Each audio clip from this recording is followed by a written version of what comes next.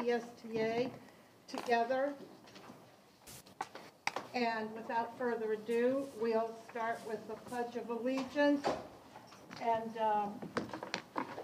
Mr. Barkley, if you would lead us, please.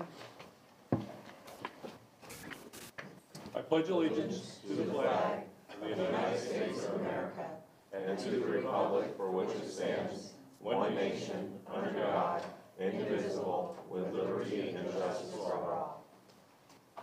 Thank you.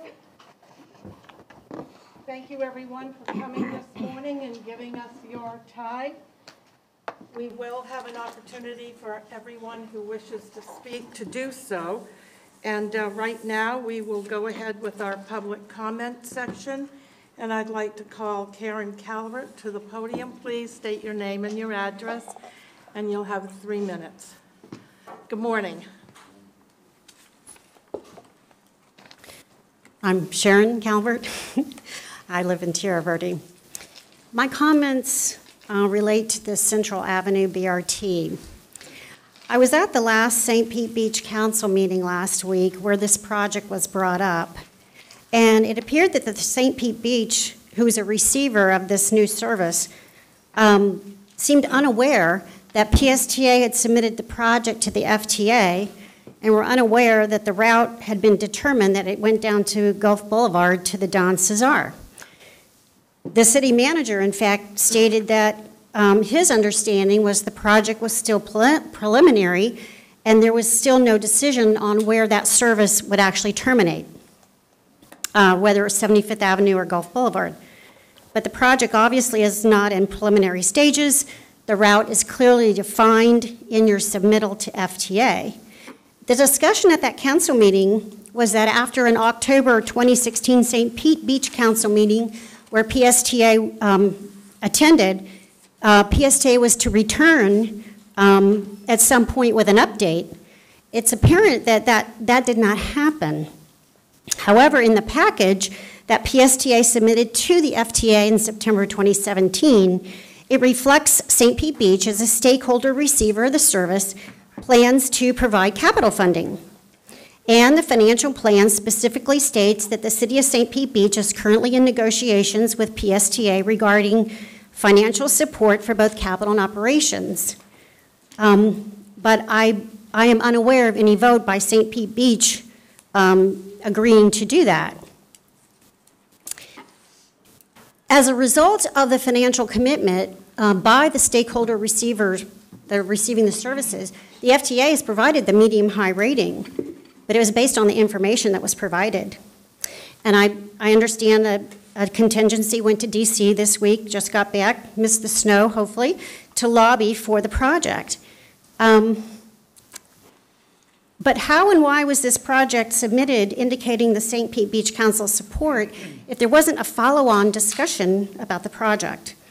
In addition, the St. Pete Beach Council seemed to be unaware that there's going to be 60-foot buses on Gulf Boulevard with 4 stops and no bus space. And I travel Gulf Boulevard regularly. It's congested, lots of pedestrians, lots of bicyclists, lots of tourists, and they don't always use the crosswalks. And a 60-foot bus sounds like it's going to be a safety hazard. But it also appears that those along that corridor are not aware of this project. So that leads me to the public outreach for the project. The PSTA FTA submittal indicates there was extensive public outreach, but I have only been able to get a list that reflects 492 participants, including many electeds and commissions and entities, not the general public. That was part of a public outreach effort. I have been struggling to get information that came out of the public outreach and have been challenged. Your 3 minutes is up. I'm Thank sorry. you. Thank you for your comments, and I'm sure we'll be responding to you very shortly.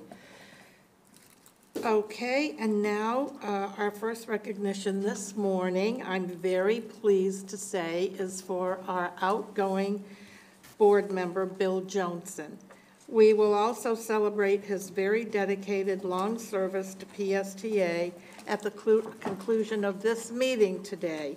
Brad has some comments to make, and then I'll ask the board if they have any comments. Brad? Good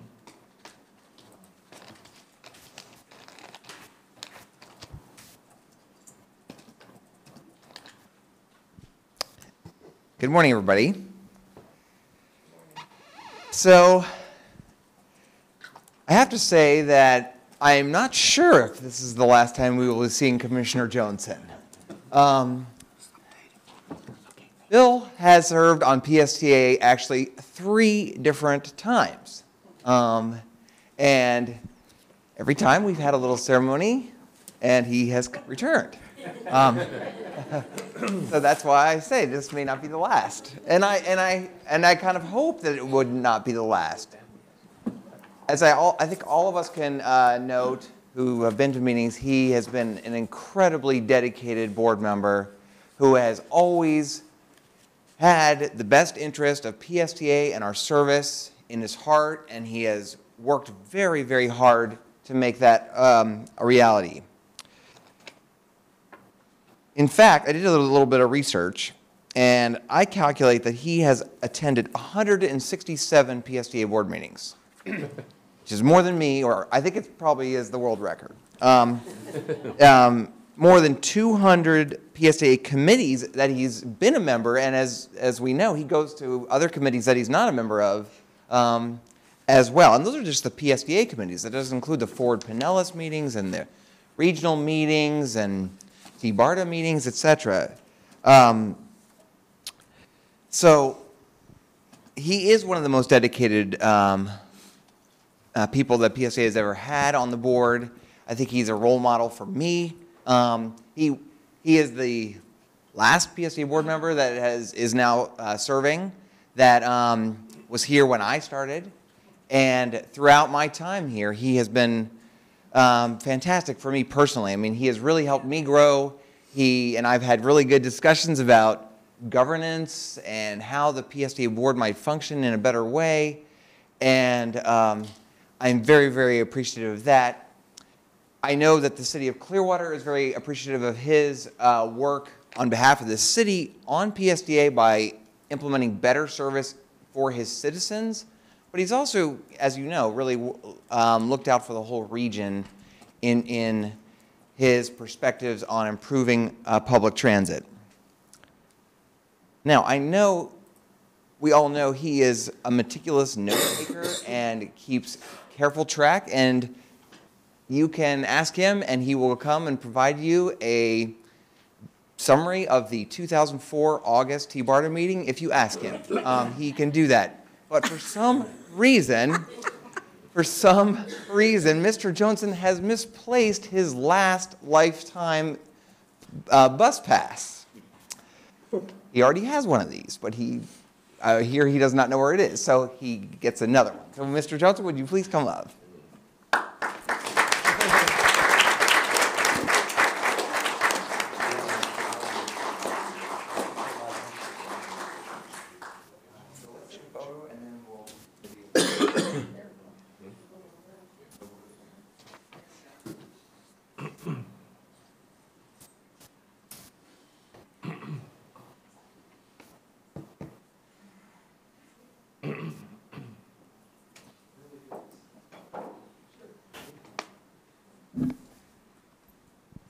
Well, I'll address these comments to my fellow board members there.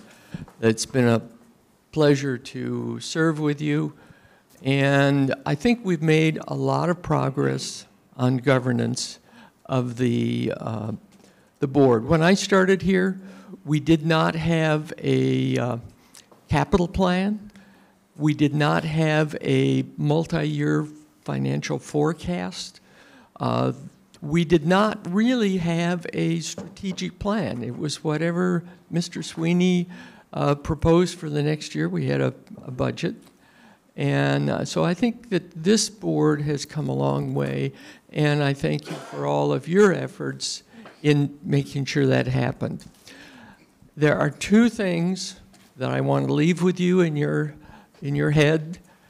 The first is the thing that I have said so many times, that as we look for a future solution for the region, we have to work very hard in defining the need with our citizens.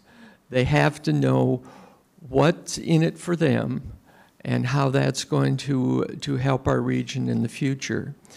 And I was pleased to see at the at the Forward Pinellas meeting that their CAC had identified transit as really looking at a key to the future of the region because of the limitations on expanding roads in this area.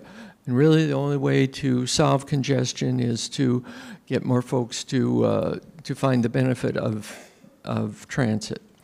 The other thing that I would leave with you, some years ago, Forward Pinellas and FDOT did a transit accessibility study.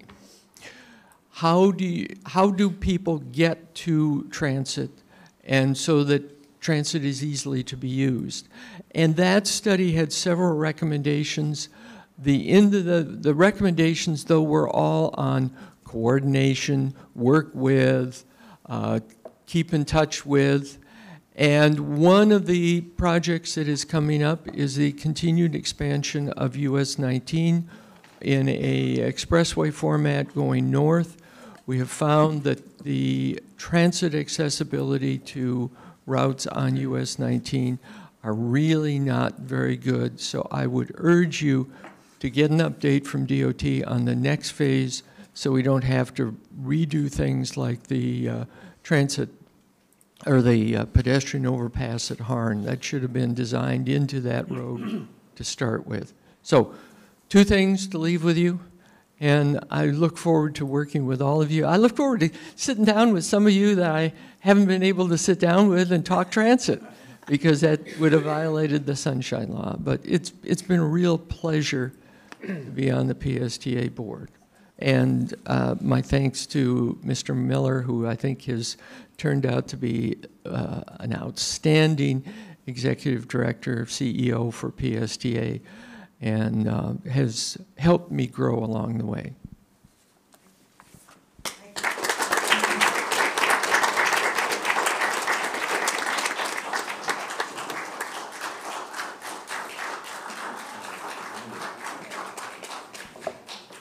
Yeah, let's take another. You didn't think you were going to get off without me, did you, Bill? Well, we're going to be working together in the future. If, Yes, we are, I'm sure of it.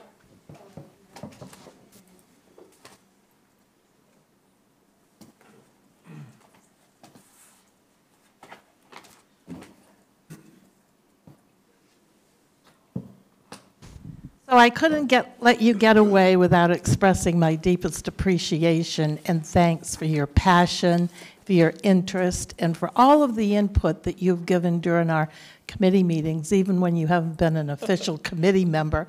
It's been invaluable, Bill.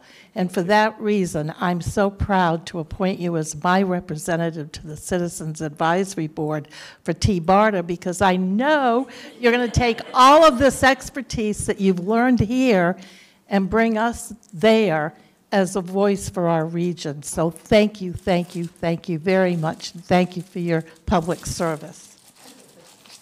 And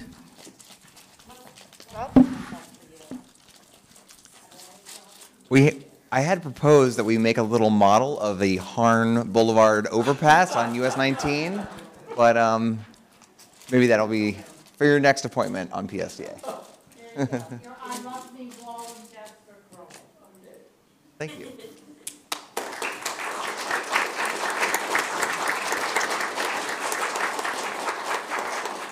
And so now, as a point of privilege, we have with us a very, very important guest this morning. And I'd like to recognize this very special woman who exemplifies, in my mind, the ideal of public service and citizen advocate. So I'd like to ask Mr. Jeff Thompson to come up and to introduce her properly. Customer service is so important, and this woman is just an absolute advocate. I can't wait to tell you the story. Thank you. You're welcome. Hello, board members. My name is Jeff Thompson, Director of Transportation. Here at PSTA, we consider customer service to be vital, and to be very important to the success and existence of our company. And we recognize our operators who exhibit fine service to the customers. I'm pleased to be here to introduce a member of the PSTA family, one of our operators of the Jolly Trolley, who really does a fine job in delivering a special kind of customer service to our tourists and locals who visit the Clearwater Beach area. And her name is Jackie Jeffries. Jackie's originally from Cincinnati, Ohio, and has been driving the Jolly Trolley since 2013. She enjoys driving the trolleys and helping people get to where they need to go safely and with attention to detail. What I mean by that is all of Jackie's passengers receive a positive, informative, and happy attitude and disposition from her. And Jackie will offer them places to eat, to shop, and to find entertainment when our riders are looking for it on the beach. She will also recommend places that they can go using their PSTA passes. So without further ado, please join me in recognizing and congratulating Jackie Jeffries as we thank her for her outstanding customer service she provides to her trolley riders. Jackie.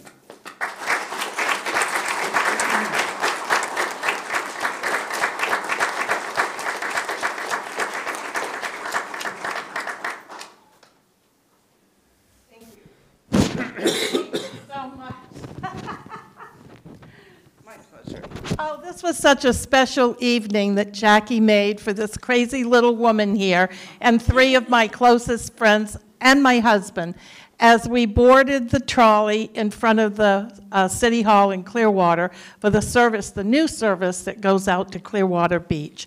We really had no significant plans for the evening, but it was a very inspiring experience for all of us to watch this woman maneuver this big thing over the bumper to traffic that was on the bridge. Was incredible. But it's the first time I've ever gone over that bridge and be able to really focus on the beautiful scenery and that gorgeous sunset that was setting. So we traveled all the way to the South Beach, where she let us off right in front of where we were going. The thing that I marveled at was, in spite of the congested traffic, the people that were getting on and getting off with all of their questions, she was so kind and so helpful, and she never lost her patience. At one stop, there were 4 or 5 folks, obviously from another country, getting on the bus. They went all the way to the back of the bus. We were ready to start again when they quickly jumped up and realized they were going the wrong way. They didn't know where they were going, but they know where they wanted to end up. So she stopped, she let them all off, she told them where else to go. And almost everyone that got on at the next few stops really didn't know how to use our system here in Pinellas, but they knew where they wanted to go, and she knew every single answer. So thank you again for your patience, for your kindness, and for being so dedicated to your job. It's not easy, and we'd like to present you with this certificate for your I Love Me wall.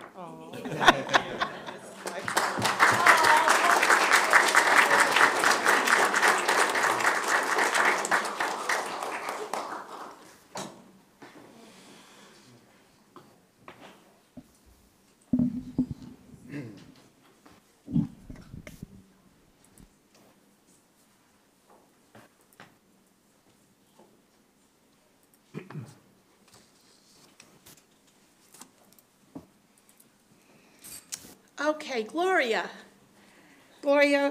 Lepic, Corrigan, please come forward and give your Transit Riders Advisory Committee report.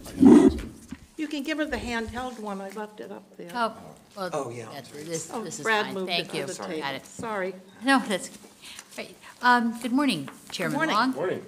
Good morning, Mr. Miller and esteemed board members.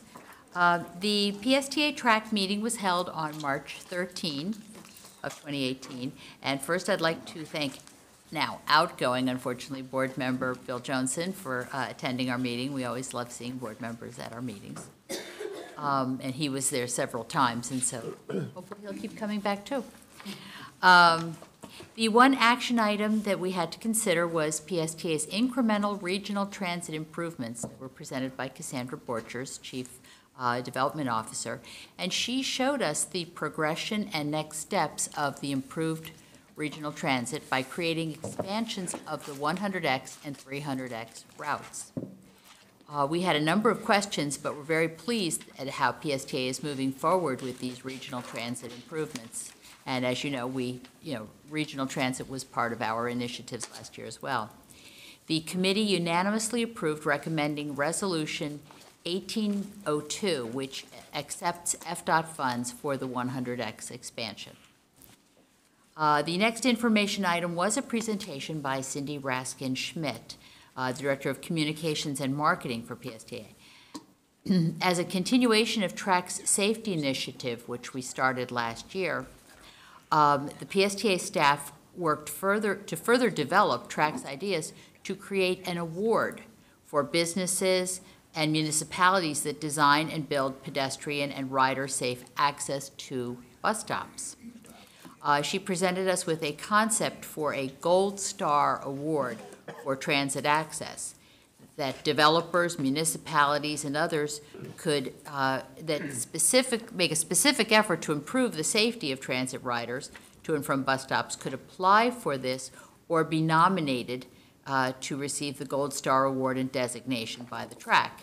The committee will be discussing the nomination form and the selection process, finalizing that at our next meeting, and we plan to launch the program in July with, again, planned award presentations at whatever are the relevant city council or town hall meetings, and PSTA board meeting, and hopefully involvement of the media as well. We think it's a really good opportunity to award people for doing the right thing, recognize them for doing the right thing. We then had a presentation, and we were very excited to hear about the Direct Connect expansion that's set for April 2nd, and you're going to hear about that at today's board meeting as well. And our last presentation was by Brad Miller, PSTA CEO, and he gave us a summary of the Benchmarking Update and Ridership Analysis Report of the American Bus Benchmarking Group, ABBG. That's a mouthful. This was a wonderful opportunity to see an objective comparison of PSTA's strengths and weaknesses relative to peer transit systems, and it provides perspective and helps to plan for their improvements. We look forward to watching PSTA's continued positive movement in many of the ABBG ratings. Our next TRAC meeting will be held on April 17th, and as always, we invite you to attend. Thank you very much. Thank you. Thank you so much for that very comprehensive report. Thank you. Very informative. Thank you. Mr. Johnson, for our forward, where did he go? Did he leave? Oh. He is not here. Well, actually, he's right there. But I guess we're going to ask Commissioner Rice to give, I'm so used to you giving it, Bill, I just automatically went to you. Are you prepared to give the report, I Commissioner? sure am. Okay, thank you. And then Mr. Torga can. Sure. We had a March 14th Forward Pinellas meeting, and one of the first major things we discussed was our memorandum of understanding that was transmitted to TBARTA. The Florida Pinellas Board approved the transmittal of edits to the memorandum of understanding that TBARTA drafted regarding the results of the regional transit feasibility plan. And the edits clarify the responsibility of the MPOs, including to advance any products that result from the plan through the regional long-range planning process.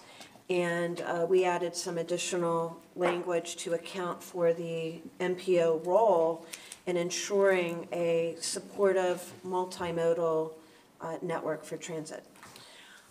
Next, the highlights of, we discussed amendments to the long-range transportation plan and the TIP, the Transportation Improvement Program. The long-range transportation plan was amended to identify a locally preferred alternative for the Central Avenue Bus Rapid Transit Project based on PSTA's submittal to the FTA, Federal Transit Administration. The Transportation Improvement Program was also amended, incorporating the performance measures and targets that the board approved in February regarding safety. The number of fatalities was a 21.6% decrease. The number of serious injuries, an 8.6% decrease. Rate of fatalities, a 19.1% target decrease. Rate of serious injuries, 6% decrease. And the number of non-motorized fatalities and serious injuries was a 9.95% decrease. So a little bit of the background on that, the long and short of it is it's perhaps, although it's very aspirational to set a zero target for injuries and fatalities, it's more realistic for us to set percentages to bring it down that we shoot for, rather than just saying, oh, our target's zero, because we know there are always accidents. So I hope that made sense. The next one is the Unified Planning Work Program and Budget Scenarios. MPOs are required to turn in the UPWUP every 2 years. The Unified Planning Work Program is a 2-year guiding budgetary document for the MPO's transportation planning funds and activities, including those related to transit planning. So it's the work program for the MPO staff for the next 2 years. The board approved submitting the UPWUP to the federal and state review agencies. The final version will come back to Forward Pinellas Board in May for final approval. The board also heard an update, and there was a long conversation about the budget scenarios related to the Pinellas Planning Commission, the PPC, millage rate and capacity. The PPC millage rate is currently at 0.0150, which is 9% of its maximum. The board heard different scenarios regarding raising the millage, including estimated additional revenue and cost to the average residential single-family home. The board also heard a recommendation to transfer funds from the PPC's unassigned fund balance to operating funds. Board members asked for additional information. This discussion will continue at the April Forward Pinellas Board meeting. Excellent report. Commissioner Tonga, do you have any additions to her report? If I may then, Madam course. Chair, Janet Long, you did a fantastic presentation to Bill Johnson, and you really said it all. At our meeting, as you know, Forward Pinellas is a very serious organization. You heard all of the acronyms we have. She spouted them off, and they're hard to follow. UPWUP, and, well, starting off with MPO, and then we go to TIP, and on and on and on. But just a little bit of a light side here. In the presentation you made, Madam Chairperson, to Bill, everyone piled on. We couldn't, I thought the meeting might go on all afternoon because everybody is so appreciative of what he provided, transportation and transit, and his commitment to that. And so, just so you know, we were in full support of this board giving him his own bus to drive every day because we didn't have one, and we knew you might. But nevertheless, just in concert with what he had said, and I'd just like to read then this vision. He referenced the vision that came from the CAC, which he has been very close to. I'm just going to read that then for Bill. And that vision that was just given to us was to create a community-driven, modern transportation system that is safe, provides equitable access and efficient mobility options in support of a sustainable, healthy, livable, economical, vibrant region. And that's what he was referencing, and I just wanted to give the words to him. Thank you, Bill. Thank you, Madam Chair. You're very welcome. Commissioner Eggers, do you have any further comments that you'd like? Oh, I think that pretty much touched on most of the efforts that were going on at MPO. I thought we did. Could you hit your mic so that we can hear you? Thank you. Yeah, I did think we were, I think it was very well expressed, our appreciation for Bill and his service, and the representation that he had there at that meeting is really about PSTA. And he really did it. He's done a great job. And, you know, we could go on and on about what he's done, not only for the city of Clearwater, but for this region. But he knows that he has a special place in our heart.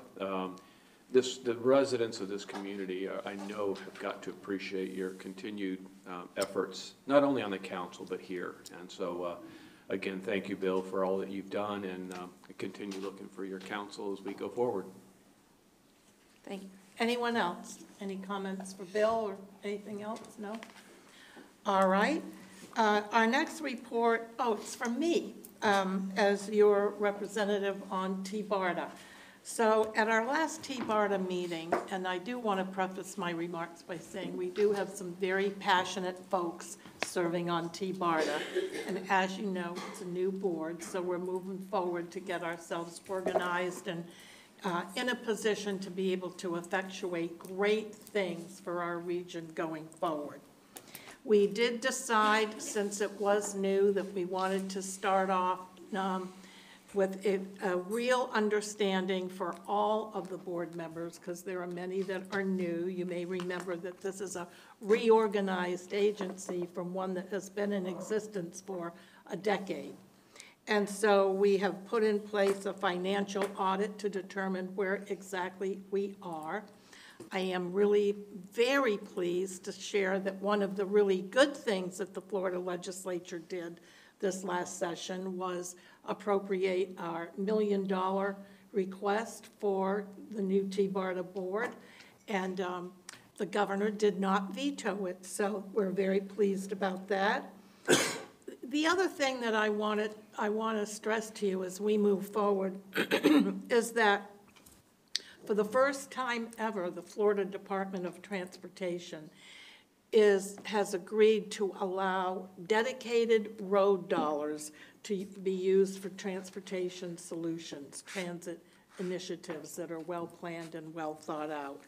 And the new T-BARTA board is poised to receive those funds on July 1st, given that we can show FDOT that we are in a position to and have the internal structure to be able to manage it appropriately. And so we're working very, very hard on that.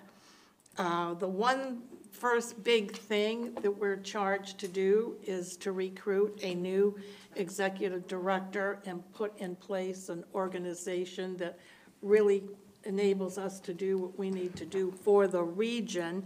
And this afternoon at our policy committee, we will be reviewing the 7 vendors that are on the state contract that have already been vetted for the appropriate use of this kind of a recruitment. And we are charged with making 2 recommendations to the full board. The full board meets here this Friday at PSTA for this month. And that's the end of my report. Any questions on that? No? Okay. The next report is our School Transportation Safety Committee, Josh Schulman. There you go. Thank you, Madam Chair. You're welcome. I will skip the initial part of my presentation on Senate Bill 188 on the change to safe walk zones because that did not move forward, although the feeling was it didn't move forward because of other priorities that became emergent in school safety. However, there were a couple of items of note. We had a presentation from the T-BARTA Regional School Commute Program, which helps coordinate transit options and promote those options to parents. There are currently 13 Pinellas County schools that participate in the program, which allows for parents to be matched in carpooling, arrange for walking to school bus groups and bike trains. It became clear to me that we should be moving forward with T-BARTA with showing public transit and PSTA as a transit option for parents to know how to get their kids to and from school. That's currently not in the mix. A bigger part of the presentation was the demonstration of the Pick My Kid app, which is not currently being used in the schools, but is being used in other school districts in Florida as well as other states and other countries, which is a school safety platform to allow for the tracking of dismissals, communication with parents, accountability, emergencies, and transportation queuing. This was the first time the school board members that were there were able to heard about the program. And I was also interested at the same time to find out that the school board is, and has been working with the idea of adding RFID tracking to school IDs so that the school knows when kids get on and off school buses. For PSTA, that is a potential opportunity, both to be integrated with the Pick My Kid app and also to potentially work at incorporating RFID tracking as well, so that we can, if children are using our service, that can then be communicated back to parents, which is one of the biggest roadblocks for most parents, is having their kids get on a bus and then go potentially someplace they're not intended to. Finally, I shared with the committee the inclusion or the addition of PSTA as a safe zone or a safe place for students. I was a little surprised that they were unaware that PSTA buses were a safe place. And so they asked me to bring back to the board a suggestion that that PSTA present to the Pinellas County School Board. Another city councilor that was there asked for PSTA to come to city council meetings and share that those buses are safe places, as well as work with police and fire departments that give safety briefings and instructions for students when they do presentations at schools to include the PSTA safe place as an option so that they're aware. And that is all from the meeting. Thank you. Thank you very much, Mr. Schulman. And now we are on the consent agenda. Is there anyone that wishes to pull an item from consent? Anyone? If not, Move then, approval. thank you. May I have a second? I'll second. Thank you. All those in favor, please say aye. Aye. All right, and now we are on to action. I'm sorry? Oh, I forgot we're electronic. My goodness. Could you please open the voting card for that unanimous vote here this morning? Thank you, Mr. Attorney. All right, and now we are on consent. Oh, there we go. All right, and we will have Miss Debbie Leos introducing she is our PSTA Chief Financial Officer, and she will be introducing our auditing firm, Clifton, Lofton, Allen, and Associates. Debbie, good morning. Thank you so much, Chair Long. Good morning. Good morning, everyone. Today, we're going to be concluding, finally, our fiscal year for 2017. And the action item before you today will be acceptance of the fiscal 17 audit report. Presenting today will be Andrew Laughlin. He's the principal with Clifton Larson Allen, who has done an excellent job for PSTA. You will hear in his presentation, not only do they look at our financials, but they look beyond that to help make us a much better organization. With that, I'm going to turn it over to Andrew. Good morning. Good morning. Andrew Laughlin, principal with Clifton Larson Allen. I run our state and local government practice in the Tampa Bay area. I was the assigned engagement principal overseeing the audit of the authority for the fiscal year ended September 30, 2017. Just have a quick 5 to 10 minute PowerPoint presentation I'll share with you just about audit results. As Debbie said, we've concluded the audit finally, although kind of indicated there's a painful process, but when is an audit ever a painful process? I never think so, but it is in the final stages, so pending your approval, we'll be able to issue our final reports and get the CAFR document, which is the set of financial statements issued for the authority. So just real quick, the CLA engagement team, one great thing about this is all the names here are reoccurring, so we've got our core team in place. This is our third year under contract performing the audit, so we had a recurring engagement team, our local team, local, state, and local government dedicated team out of our Tampa Bay office performing this audit for the third year now. So we had those players with a good institutional knowledge of PSTA's operations and finances to make for a real efficient audit. But as Debbie alluded, there was also some additional team members that we stacked onto the engagement team this year that are specialized in certain disciplines that helped us through some audit procedures. I'll get to that in just a moment.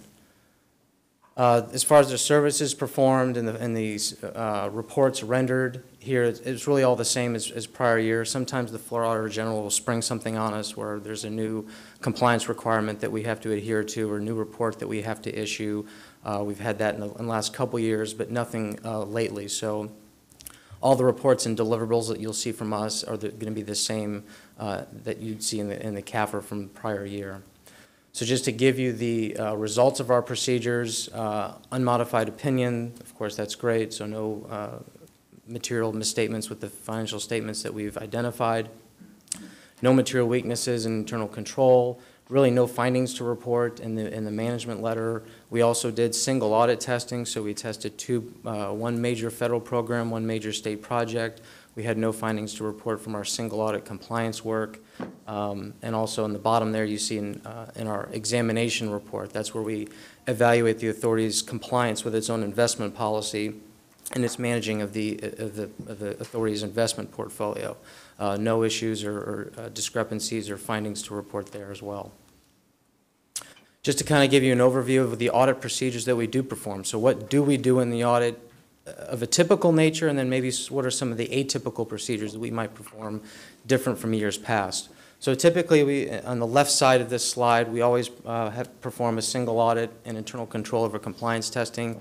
That's if the authority reaches or exceeds a certain spending threshold of federal or state grants. So they met that threshold for both state single audit purposes under the Florida Single Audit Act, and then under the Uniform Guidance for federal purposes, they met that threshold as well. So we had to perform testing over both, and we did that. We also not only auditing, the year-end balances, which is of course a critical component of our audit, we also look real heavily on internal controls in all areas. So every significant transaction process borne by the authority, we take a good hard look at that. So from cash and investments, how do they manage their capital assets, from acquisition to disposal to just overall inventory management, disbursements both in payroll and non-payroll, what are the key controls around that, and let's look at those key controls, assess the design implementation, and test those controls. So we do all that work as part of the audit.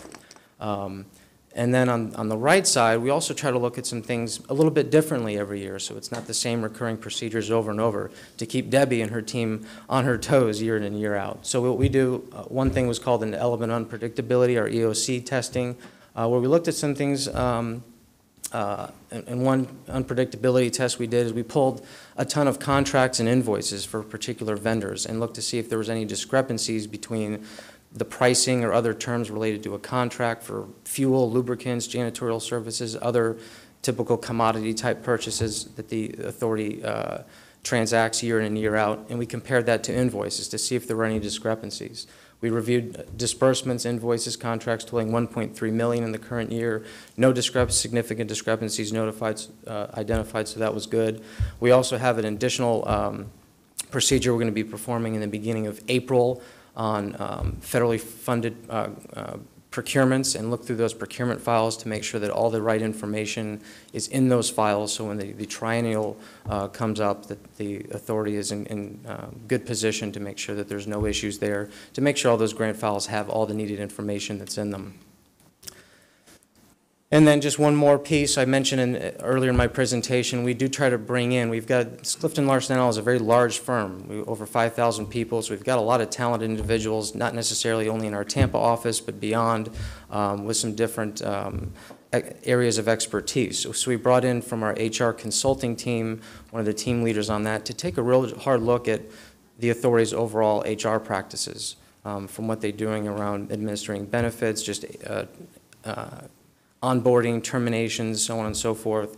We also had a self-insured health plan team that looks at health plans for our local government clients, both self-insured or partially self-insured like this entity is, and see if there's anything that we can look at, some best practice recommendations that we can make to make the authority better going forward in terms of claims management, plan administration. So we had just a couple minor best practice recommendations that we gave. On the left here is what we mentioned on the HR side, performing periodic audits of both active and terminated employees, just comparing what they have in the personnel files to what's in the accounting system to make sure there's no discrepancies.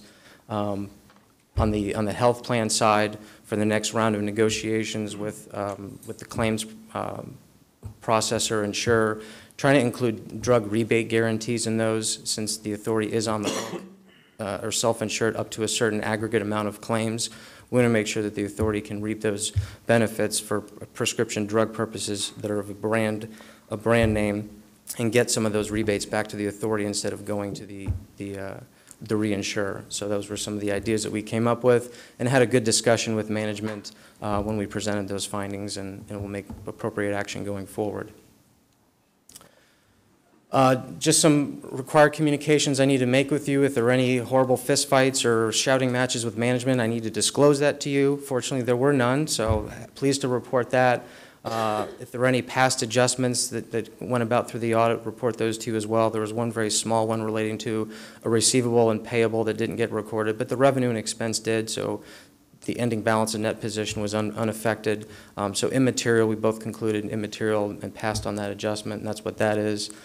Other recommendations to management, we did have one that we verbally discussed with management, just along the lines of whenever there's any new grants that are coming into the authority that are a little unusual in nature. And there was one JPA with FDOT regarding the bus rapid transit, the BRT money that came in. It didn't have a CSFA number associated with it, but there was an initial implication that it was a state grant.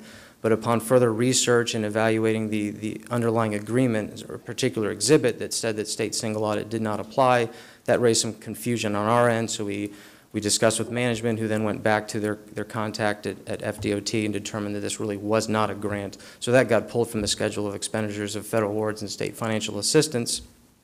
So on a going forward basis, we just want to make sure we're evaluating those grants up front and get it correct on the front end on whether or not it is truly grant related and subject to our single audit work. So we had that discussion, and we'll make sure that that's cleared up going forward.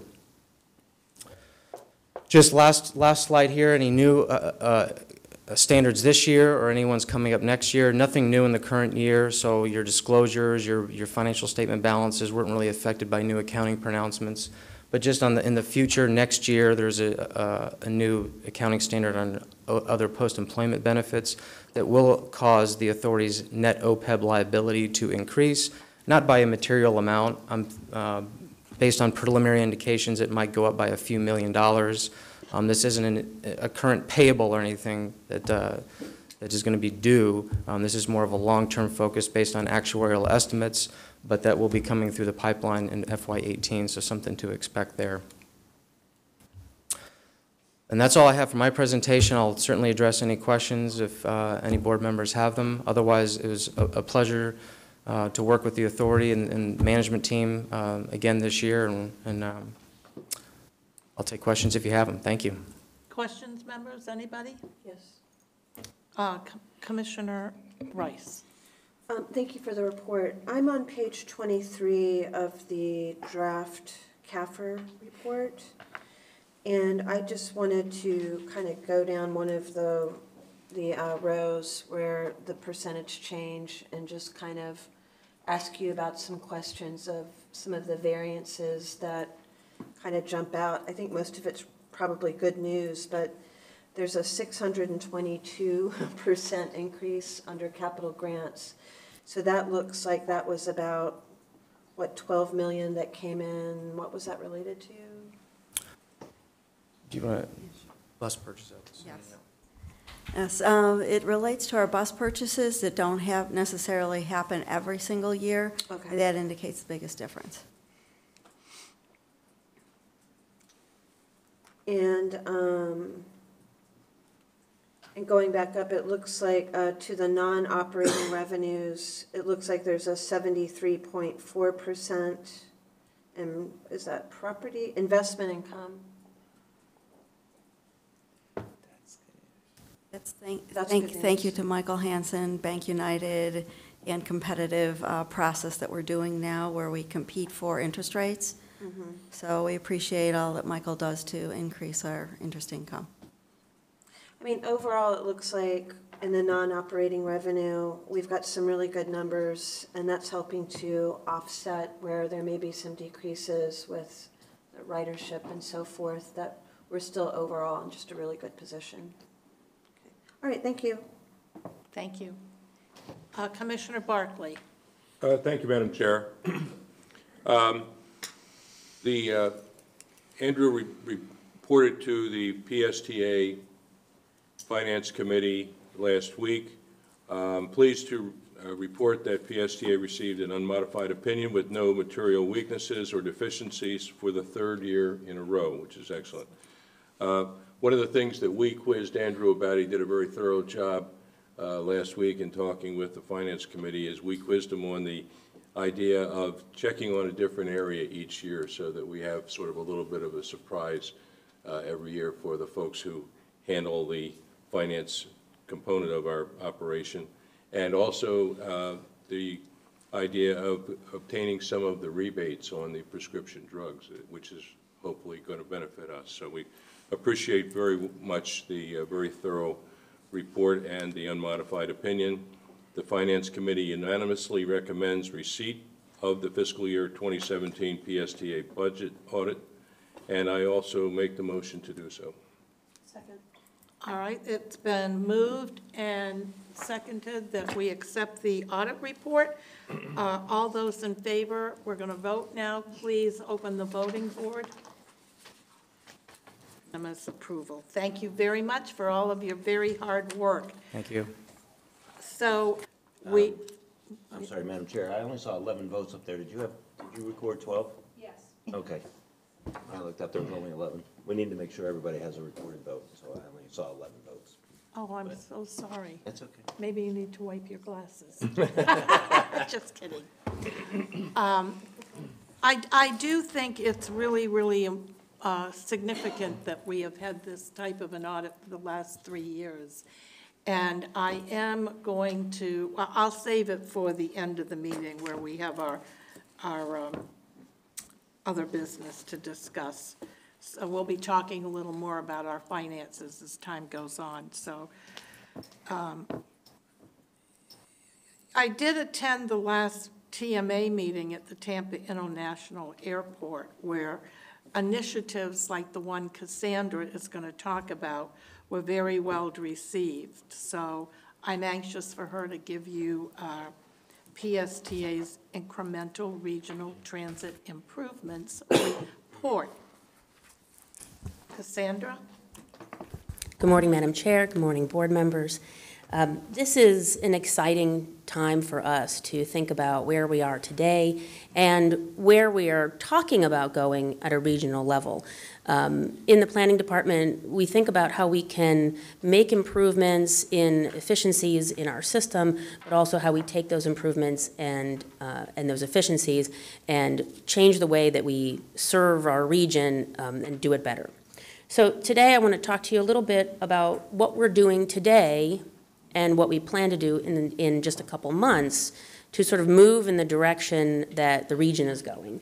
So right now we have 2 existing regional routes that go from Pinellas County to downtown Tampa. One uses the Howard Franklin Bridge, and that is our Route 300X. It goes from our Ulmerton Road Park and Ride, which is a free park and ride for our riders, to some of the most densely populated employment centers, and that includes Carillon and downtown Tampa. Our other service is the Route 100X, and it connects from other services from the south at Gateway Mall, uses the Gandy Bridge through Britton Plaza, and a lot of people connect to McDill from there, and then on to downtown Tampa. Both of these routes are very much commuter routes right now. There aren't that many runs per day. I mean, many times that we go over the bridge per day. And it doesn't necessarily have the span or frequency that we'd like to have, but it doesn't mean that we can't look at ways to make improvements today. So with the opening of the Sky Connect service at the airport and the improvements that the airport is looking at, it was a great opportunity for us to take the 300X and connect it into the airport.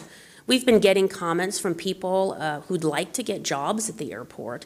And when we try to get them to their jobs, we tell them, well, you can take the 300X, but you have to go into downtown Tampa and then come out on the Hart 30. And so that doubles their time between West Shore and downtown. And so having this new investment at the airport gave us an opportunity to bring our 300X into the airport. At the same time, we've been talking to the Department of Transportation about some options on 275. You may recall that in the discussion of express lanes, this board had asked the DOT to look at a bus on shoulder option between downtown and the Gateway, downtown St. Petersburg and the Gateway Mall. And so we've been working on that with them. As part of that, we talked to them about urban corridor funding, which is actually the decision before you today, is to accept urban corridor funding in order for us to expand our service from Gateway Mall down to St. Petersburg. The funding that you're accepting, that you would accept today, would pay for 100% of this extension. Now, this would only extend the services that we have out there today, so just those commuter runs that we have Monday through Friday would be extended. So we now have a downtown St. Petersburg to downtown Tampa connection.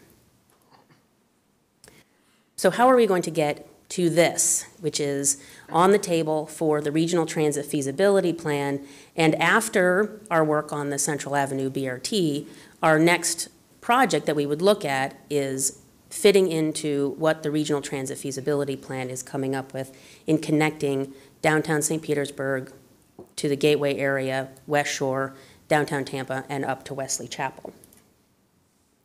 So we have, in our community bus plan, also looked at some of these same routes. And you have two options in front of you that we've been working on and that we'll be testing through our update of the community bus plan.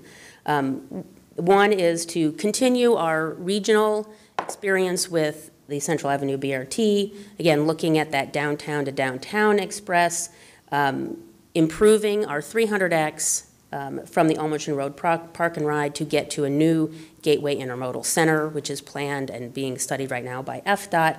Our Beach Express that we've talked a lot about, getting people from the airport to TIA, and then longer term, a connection from North County down through the Gateway Employment Center, again to West Shore and to downtown Tampa. An option to this would be to keep some service on the Gandy Bridge. With the expansion of the Howard Franklin Bridge and the addition of express lanes, we think we could get a lot of time savings by using the Howard Franklin Bridge, but it doesn't mean that there aren't people who still want to go to the south area of Tampa and connect to McDill. And so I think that there's a little bit more work, a little more public engagement than we need to do in order to make that decision. In the short term, I'd like to show you our work with the DOT on the Bus on Shoulder project. And I'm hoping that this video is going to play for you.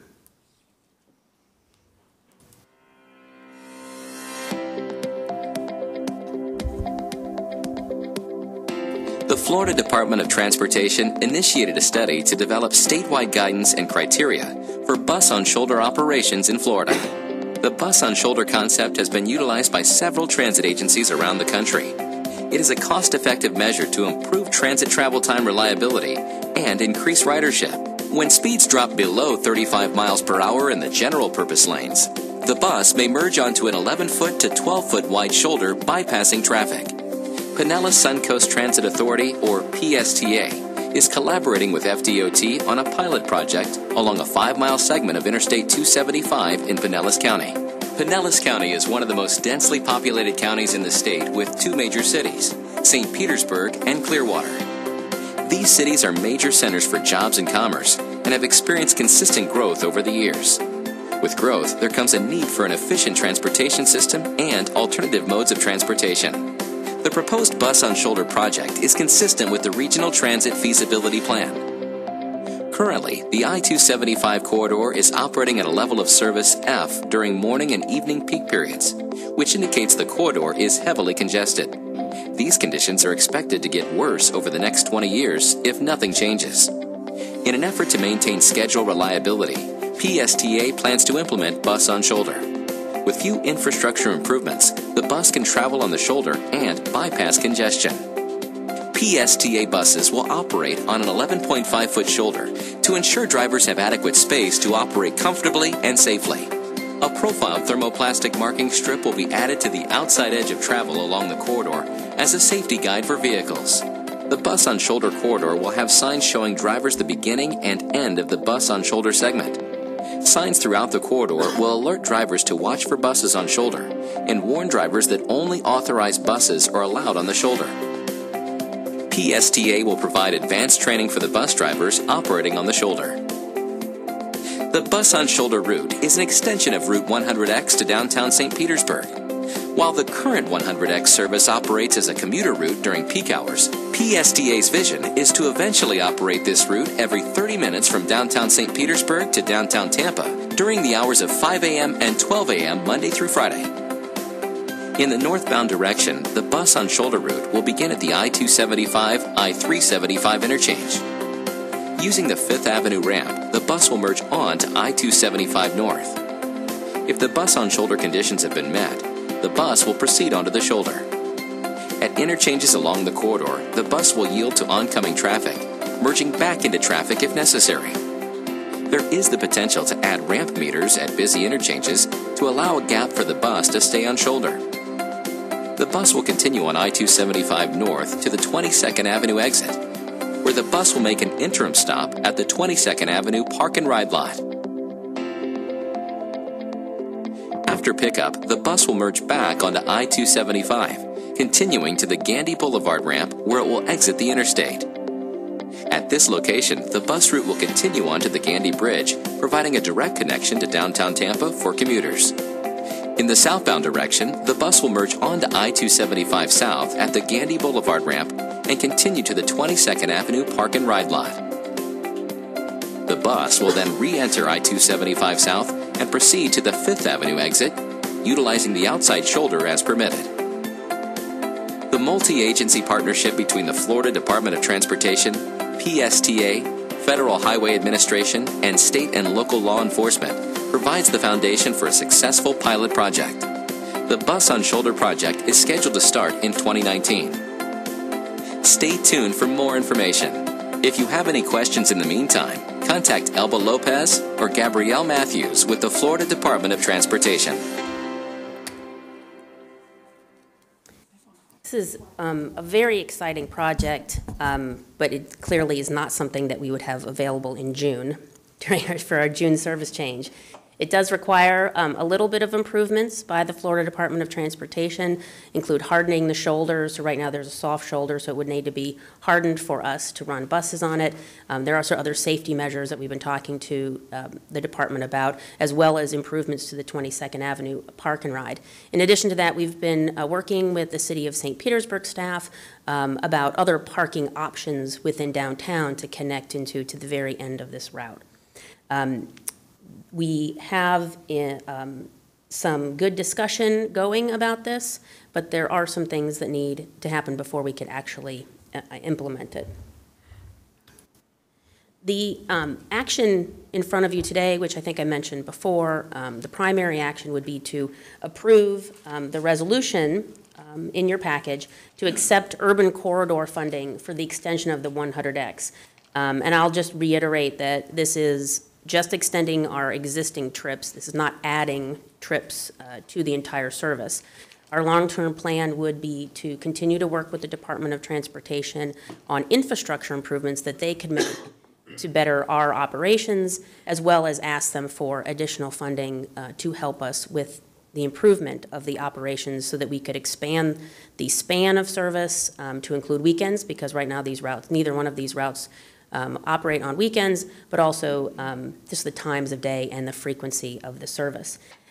The secondary action for you that was brought up at the committee is regarding this letter that's in front of you to the Department of Transportation, asking for them to make these infrastructure improvements that will help us be more efficient and actually help us spend less money on our operation. So with that, I would turn it over to the committee chair for any other further comments about this issue. So, oh, yes, we have lots of interest. Commissioner Gerard. I just have one question.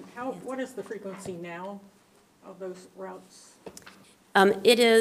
They're commuter routes, so they run about every half hour to hour in the mornings, with about 5 trips in the morning, 5 trips in the evening, and then a couple of trips in the midday. So the span is variable, could be half hour in the morning and 2 hours in the midday.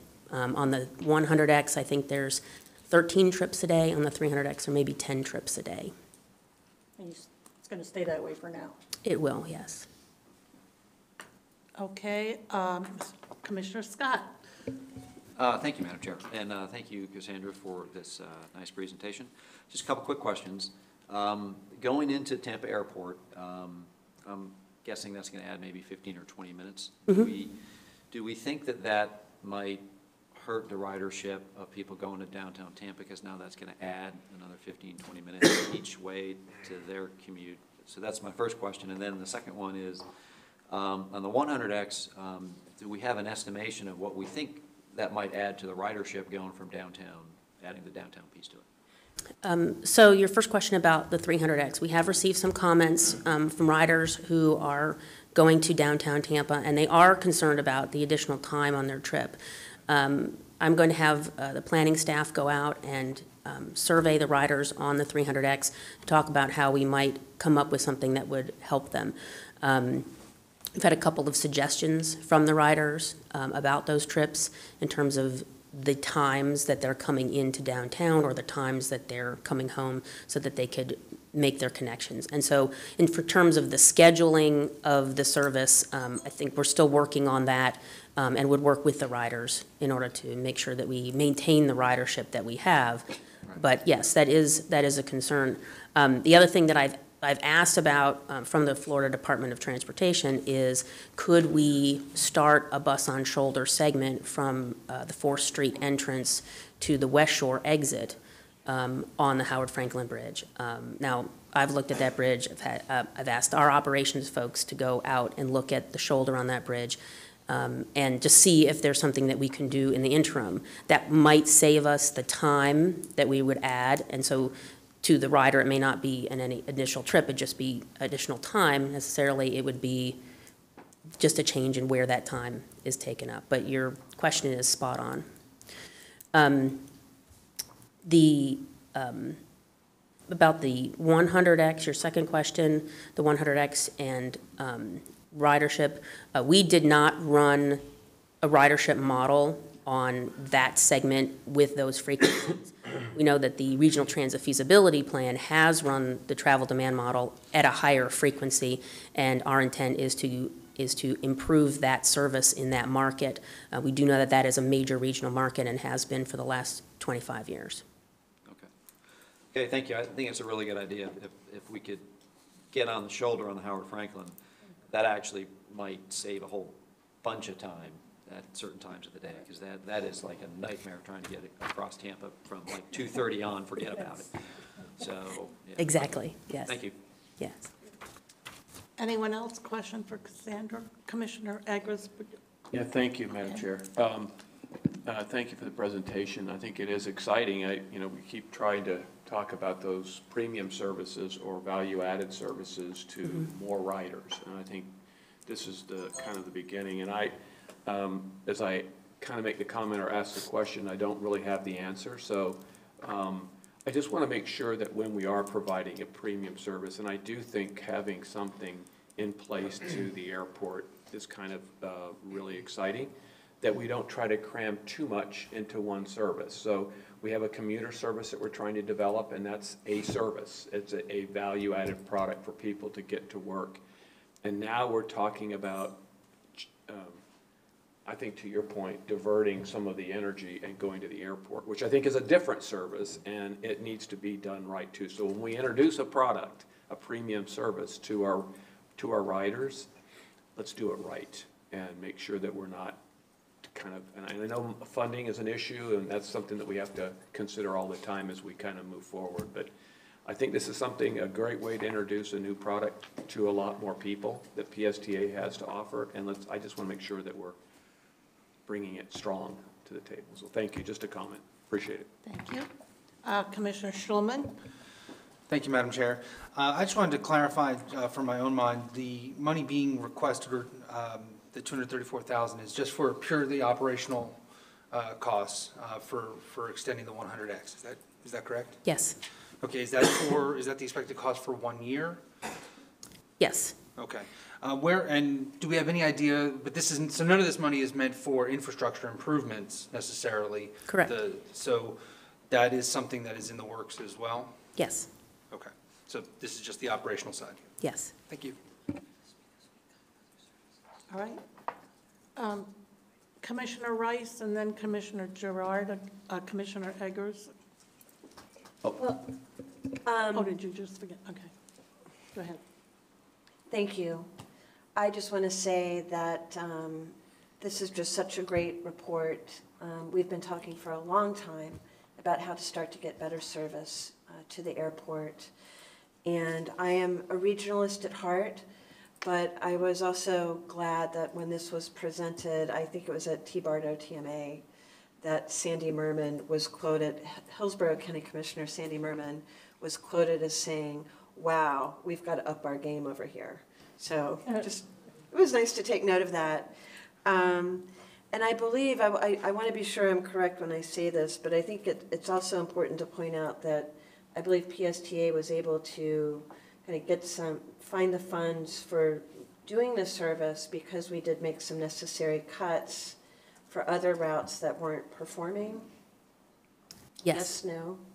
Yes, so these urban corridor funds were ours, and we use them on other parts of our system. We've made changes and efficiencies in our system, and so FDOT was kind enough to reallocate them to us in a regional context.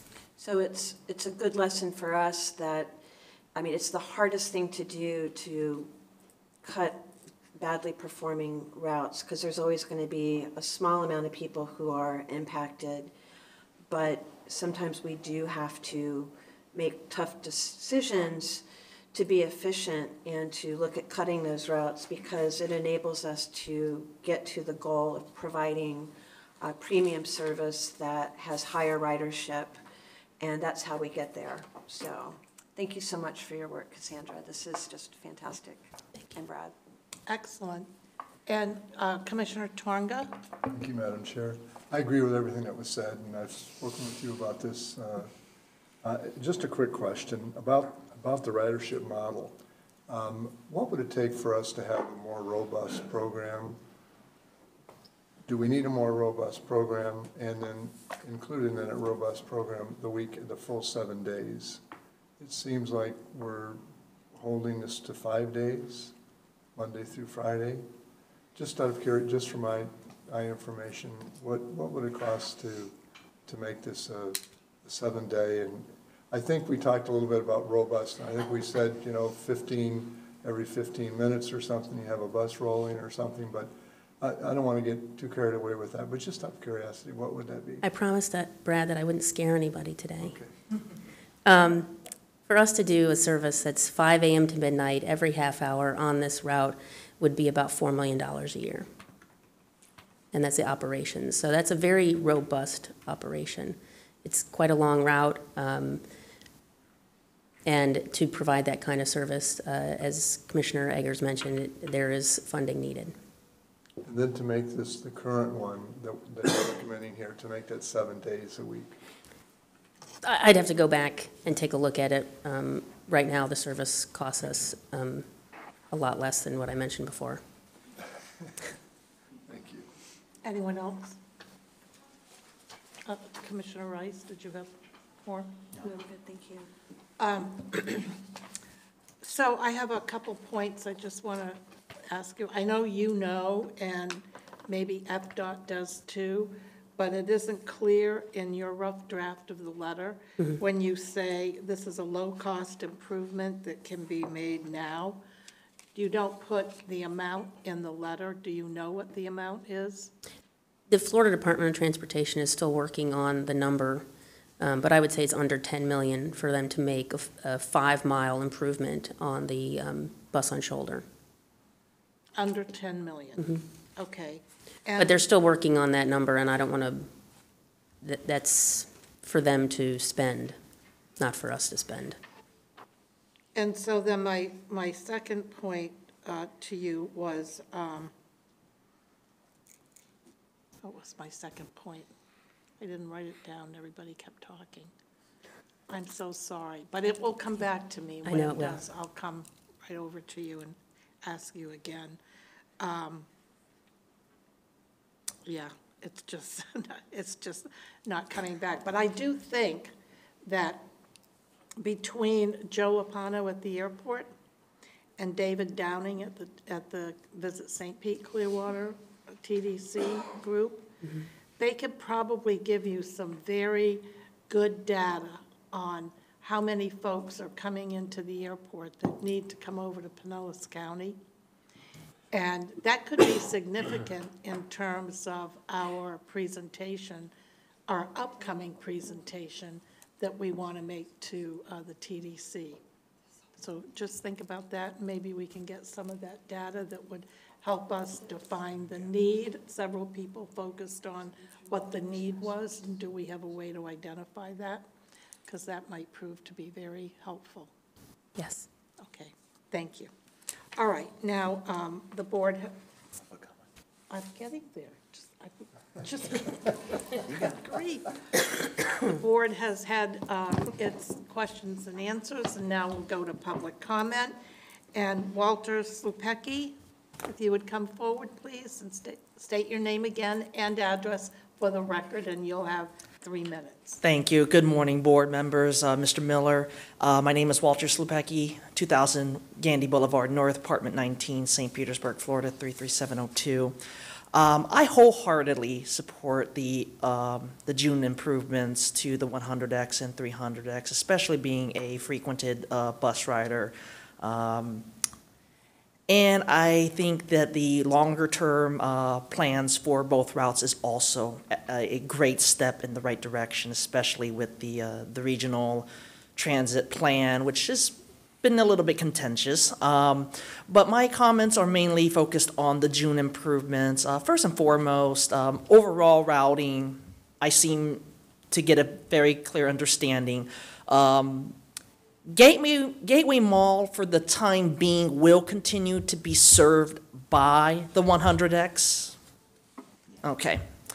As far as the 300X, had a couple of things come up, but most specifically regarding the PSTA lay-by. Now, I know that time is of the essence, and the deviation to the airport, while, again, I wholeheartedly support that deviation, of course, we want to also not add too much time to the 300X route, but I just want to make sure that it gets on the docket, at least for consideration, to possibly improve the connection where the local buses are coming out of the lay-by, the 4, the 59, the 52, the 11, so that those people who are coming from, let's say, South County and or Clearwater, until that Clearwater Beach to Tampa Express gets launched, which is still a couple of years away, are able to connect a little bit more efficiently to the 300X, and we don't lose out on that block of possible ridership. So I wanted to express that concern specifically because I'm not sure if that is being considered by PSTA at the moment. Pretty much anything else, the board has pretty much covered. And again, I wholeheartedly support this plan. I think it's definitely a step in the right direction. So thank you so much. Thank you for your comments and for being here today. Thank you. You're welcome.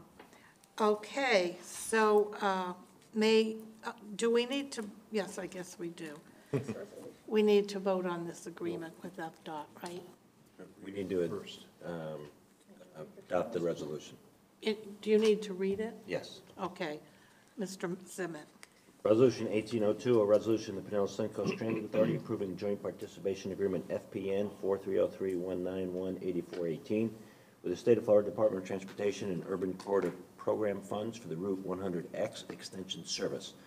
Authorizing the Chief Executive Officer to execute the joint participation agreement and any amendments, and authorizing the Chief Executive Officer to furnish additional information as the Department of Transportation may require. Okay, and as I understand it, oh, well, hold on, I need to get you on. Our committee chair, Vice Chair Joe Barkley, has discussed and reviewed these items at the Planning Committee. Can I call upon you, Joe, to make a motion to this? Right. Thank you, Madam Chair. The Planning Committee unanimously recommends approval of Resolution 1802. As Vice Chair of the Planning Committee, I make the motion to do this. Second. All right, may we please have the voting card open? Question real quick. Oh, I'm sorry, I didn't Commissioner. have it on, so Oh, you couldn't have. trying to trick me. Yeah. Real quick, I'm sorry, I just want to make sure I'm clear on, I'm looking at the resolution, so I just want to make sure I know what the resolution and what we're asking to vote on. If you just say that one more time, please. So by approving the resolution today, you would accept the funds from the Florida Department of Transportation to extend the 100X from Gateway Mall to downtown St. Petersburg. So that would be for that new extended service, and it would cover it 100%. Thank you. All right, are you good? Okay. All right, so we have a motion from Mr. Barkley. Do we have a second? Yes, Joe, did you have more? No. No, I Oh, have- okay, okay, so we're Planning good. Committee Chair. All right, so now, would you please open the voting card? Just a minute, let the record reflect. Yes, Commissioner Barkley? Okay, I have a second motion, Madam Chair. Okay, The Planning Committee also makes a recommendation of sending the Planning Committee, I make the motion to send this letter to FDOT. all right. And we have a motion and a second to send the letter to FDOT. Would you please open the voting card? And 12 votes passed unanimously. Thank you very much, members. So that brings us to our informational items, and our first item about PSTA's great partnership services, if I'm using personally, will be presented by PSTA Marketing Director Cindy Raskin-Smith. Good morning, Board. Good morning. So at your last board meeting, Mr. Scott asked us to explain how it is that we come about to put together service partnerships for our communities. So I put together a presentation to give you an idea of how that happens. First, what is a community service partnership? PSTA provides park and ride public transit services to large crowd community events that are on PSTA routes and within our existing service area.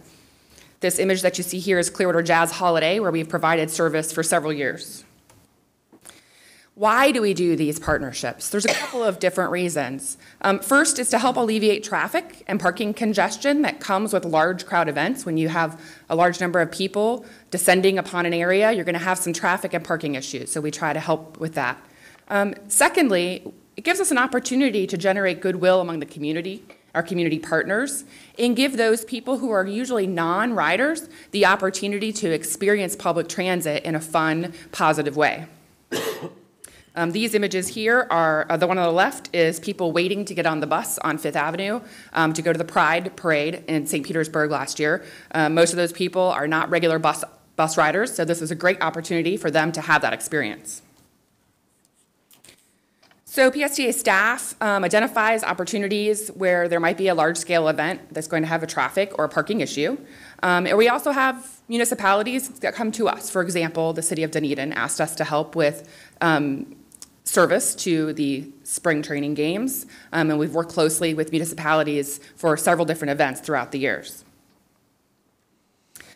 So how do we evaluate? First, it's important to recognize that we are supplementing existing service. So we look at where and when the event is being held, what bus route is it on, is there a large parking lot that can be used, do the service hours coincide with the event. We do ask the partner to assist us in promoting it, and of course we'd like to have enough time to put together a program that's going to be successful. As I mentioned, we do ask the partner to help us. They are responsible for helping us locate a large parking lot that's along a bus route, and we ask them to work closely with our PSTA staff to work on coordinating the service and installing wayfinding signage. And then, of course, promoting the services. So this example here, you can see PSTA has posted about spring break service, and the partners, it might be a little small to see, but the partners are sharing this post. The city, the Jolly Trolley, the Chamber, and Clearwater are helping us promote that event. And then the other image you see here is a map that PSTA created for the Pride Parade that lists the PSTA Park and Ride. And this map was included on Pride's website and in their marketing materials as a way to promote this. We do have several recent partnerships. Here's a list of some. These are all large crowd events. great opportunity for people to ride public transit.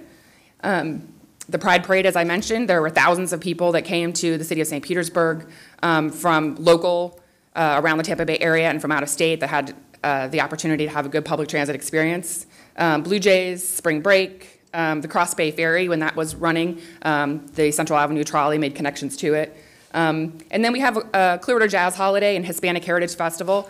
This is an example where sometimes we say no. Last year, following Irma, the parking lot that we usually use for that service that's on the bus route 76 was full of Irma debris. So we weren't able to operate service for those events. We're looking forward to doing it this year along that route 76.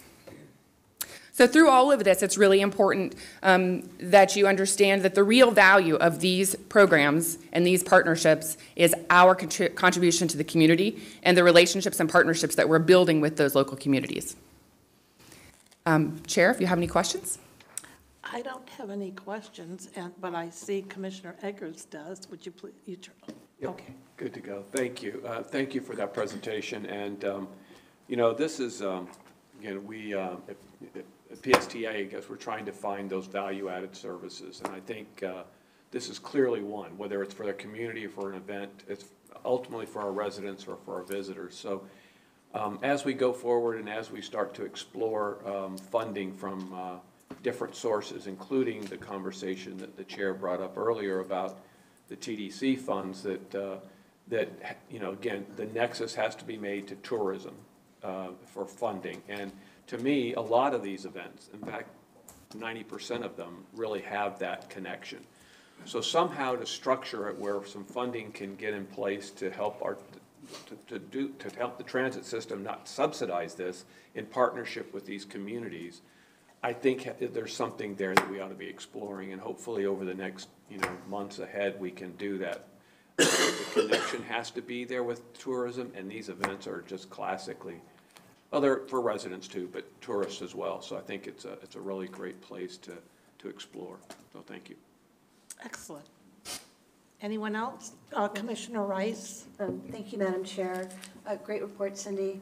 I don't want to get too far ahead and get into our report of our trip the last few days to DC, but I think that there's so many great things that PSTA is doing that really, you have this long list of all these partnerships, and each of those bullet points is this opportunity to really tell the story of how PSTA is working deep in the community and really exercising our purpose and our mission. And one of the things that the FTA officials asked us was, how is the work you're doing? How are you working with businesses? How are you partnering with businesses? And one of the anecdotes that they really liked was when Brad Miller described how we were working on a plan where employees at the hotels, guests at the hotels could use their room key as something that would function as a bus pass when a BRT comes online. And they love that. And we're doing so many of these things that are just really a great opportunity to tell the story of what we're doing. We just, as board members, we need to be telling that story too. So thank you. I just wanted to just pile on, and thank you for your great work. And thank you. Let us know what we can ever do to support you. Absolutely. Thank you. Well, I just want to echo Commissioner Rice's comment. It's very affirming to travel outside of our community and talk with people who aren't that familiar with where we are, but that a whole agency within the federal government is aware of what we're doing at PSTA and is excited. In fact, the example that Commissioner Rice gave is something that the FTA administrator that we were talking to was going to recommend to all of the other transit folks, because as you know, we were there with APTA, which was a national organization. And I thought that was just so exciting that here we are, and we often hear a lot of negatives from some folks, who have not so great things to say about what we're doing. And here we have these folks in Washington, D.C. that are just giving us a real attaboy. So that made us feel really, really good.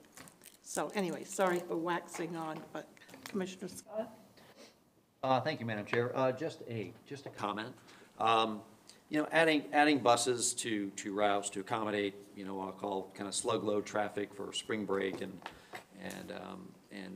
spring training baseball games when we're doing those routes anyways is exactly what we should be doing. I mean, that's totally within our mission, and it's exactly what we should be doing as a public transit provider.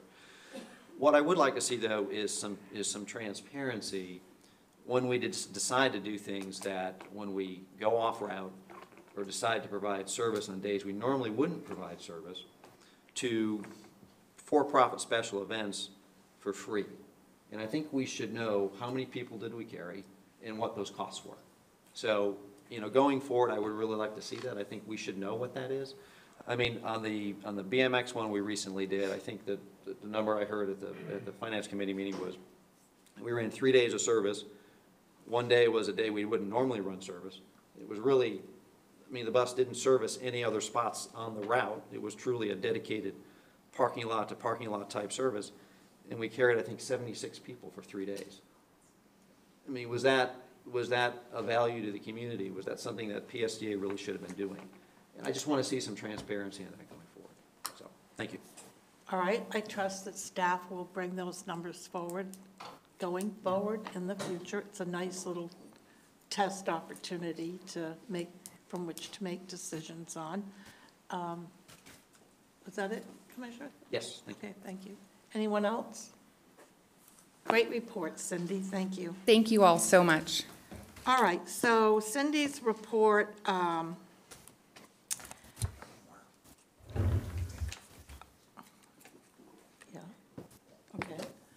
was very well received. Thank you very much, Cindy. And now we have Cassandra Borges, who's going to speak to our Direct Connect expansion. I think it says Bonnie, but I'm going to play the role of Bonnie today. And the reason that I'm going to play the role of Bonnie today is because during the committees, Bonnie and other staff from the planning department were at the Shared Use Mobility Conference, and I had to give the presentation for them. So I said, well, I'll give it to the board as well. And the reason that we go to the Shared Use Mobility Conference and other new conferences across the country to share our story about our innovation projects is because we are getting national recognition for these projects.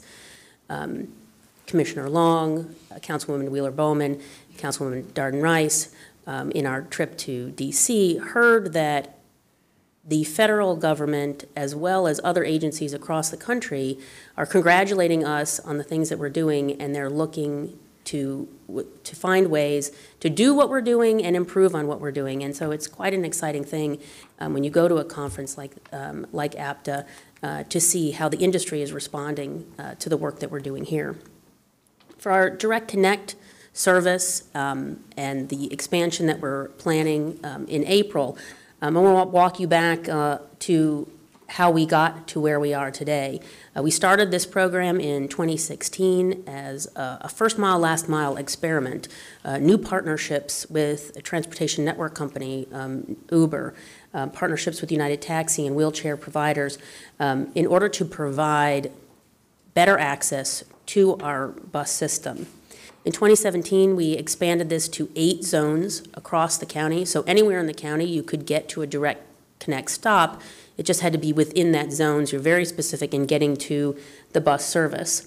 At that point, we are and we continue to subsidize those rides at $5 each. So at the time that we started this program, the service on Uber was about $5.95. And so we said for about $1, you can get to the bus system. They've since increased their prices, and in some cases, the taxi is actually less expensive for the rider. But our exposure is the same. $5 is our commitment to the rider.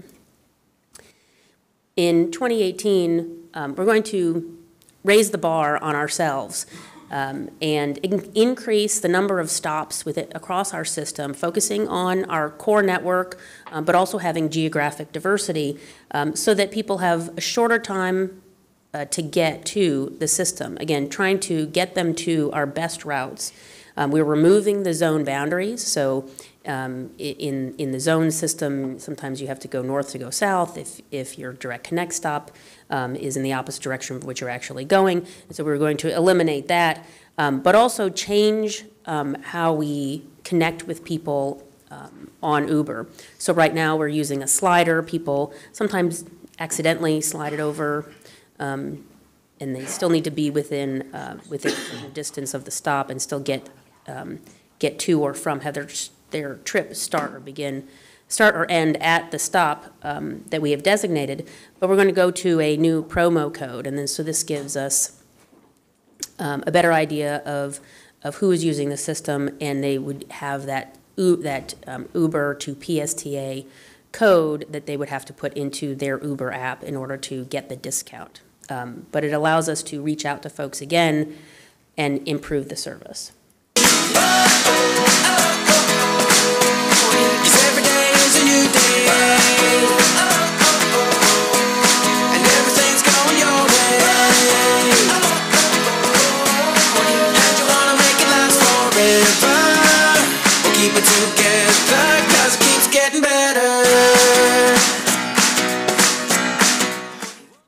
Because we know reaching out to folks is the most important thing that we do.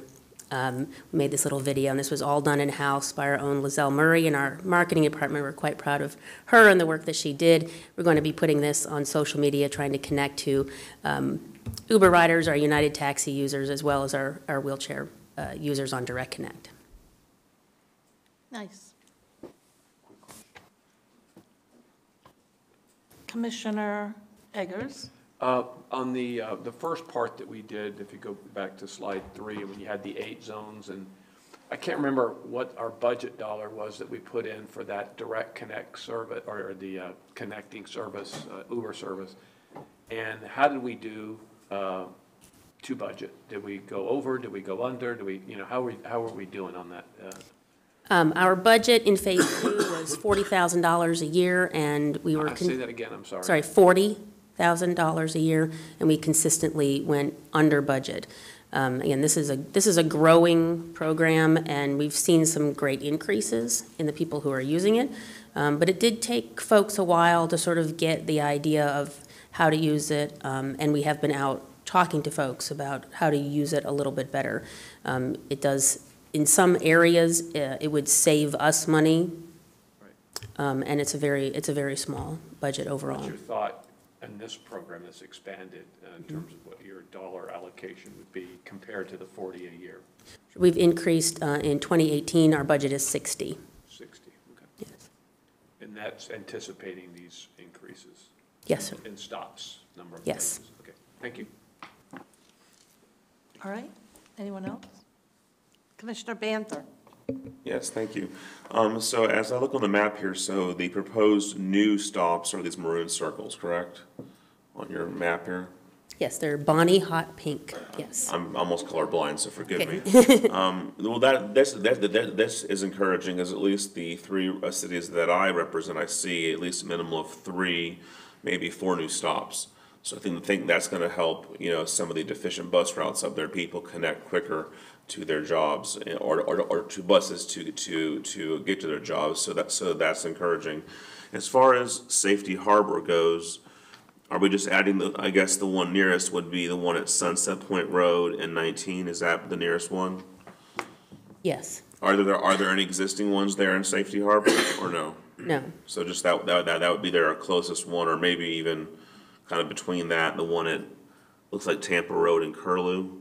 Yes. Proposing one there, and there's one up in Tarpon. Looks like number 1. And number 2. Tarpon Road, yes. Yes, Tarpon Avenue. And then number 2 and 3 appear to be in Palm Harbor. 2 might be in unincorporated Tarpon, but 3 is in Palm Harbor. So, all right. Well, thank you very much. That's encouraging and good news that I'll share with North County. Thank you. Thank you. Thank you, David. Anyone else? Well, we're making progress, one step at a time. Thank you, Cassandra, very much. So I will now call on Brad to briefly update on 3 reports that we have in our board packet.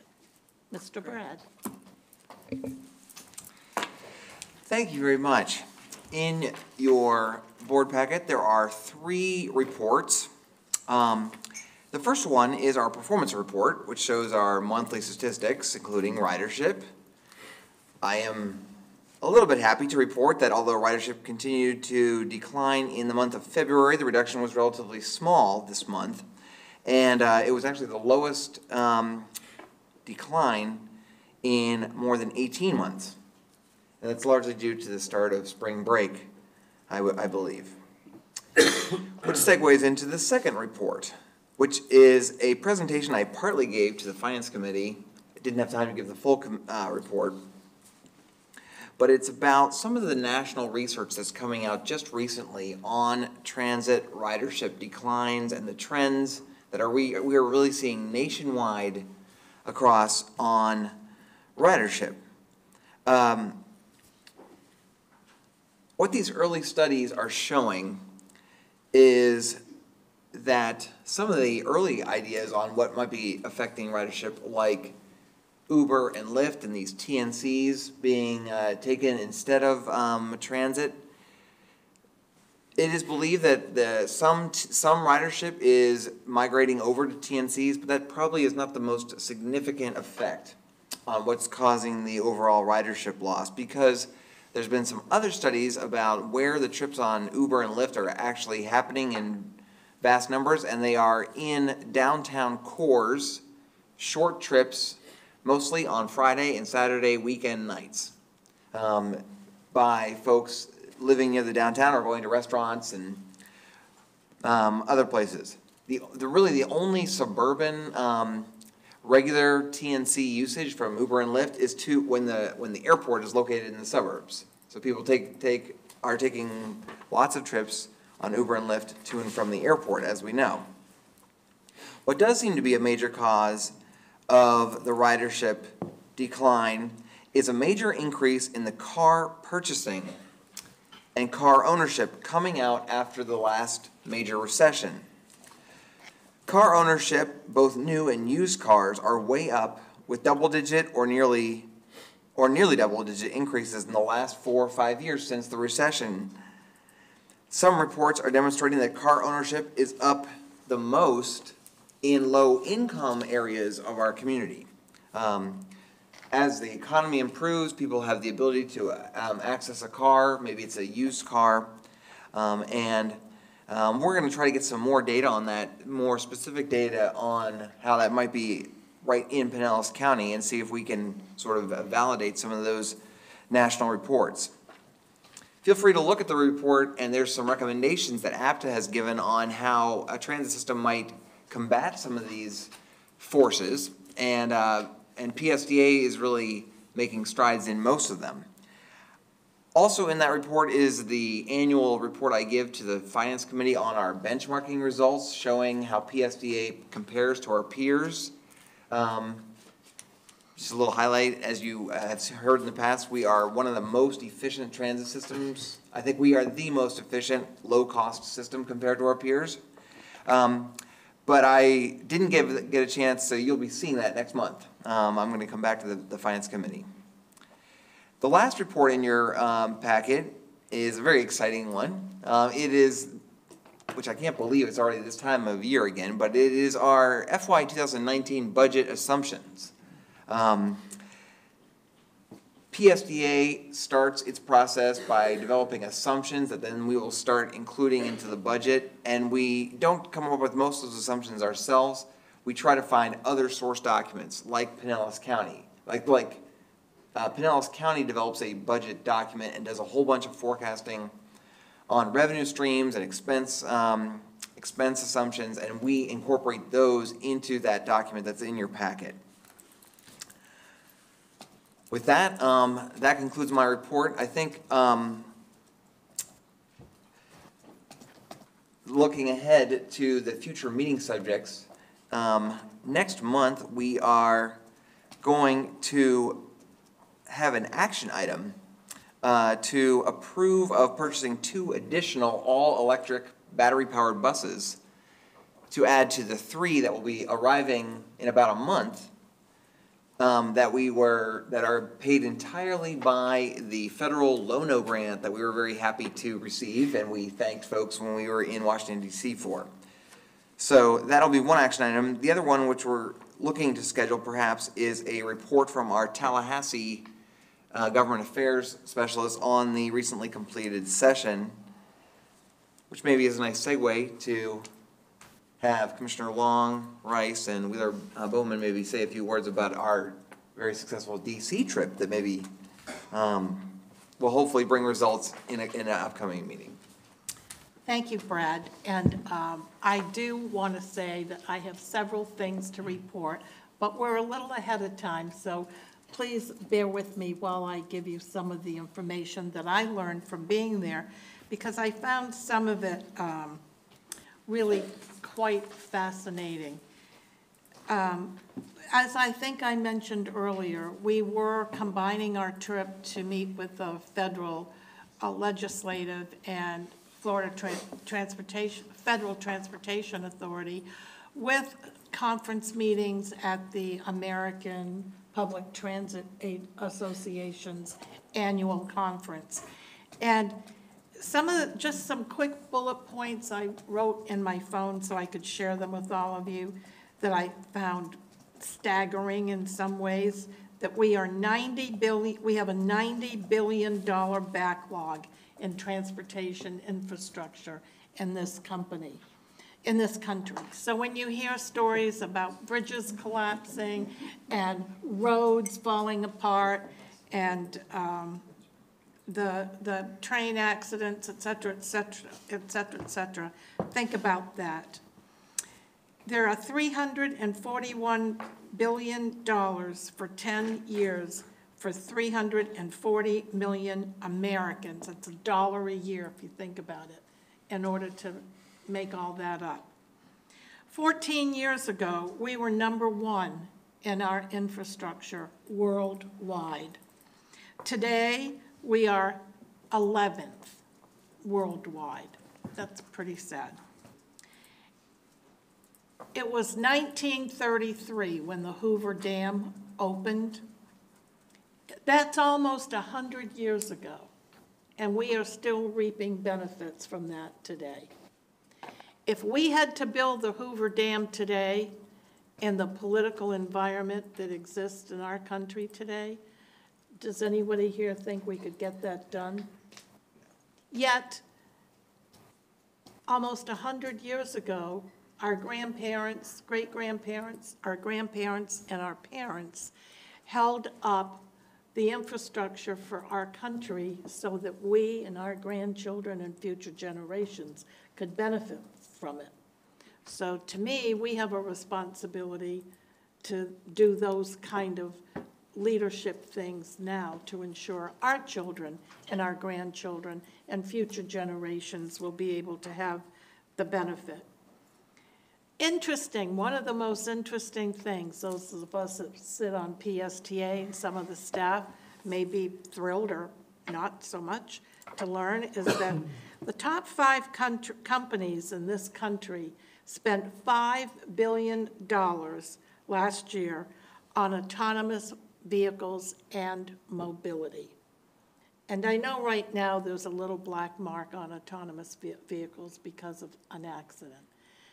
They'll improve that technology as we go forward, like everything else that goes on when there are new things coming down the pike.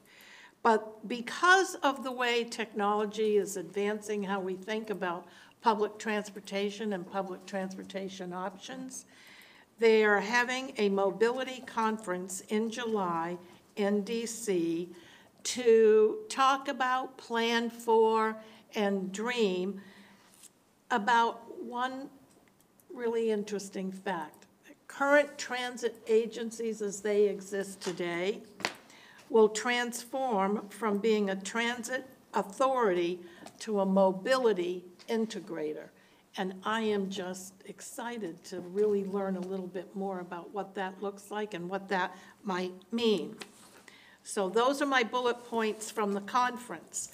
My update from our trip is to share that as we move forward, more and more of our partners are joining us on these delegation trips to visit with the federal government and with our colleagues in the Congress.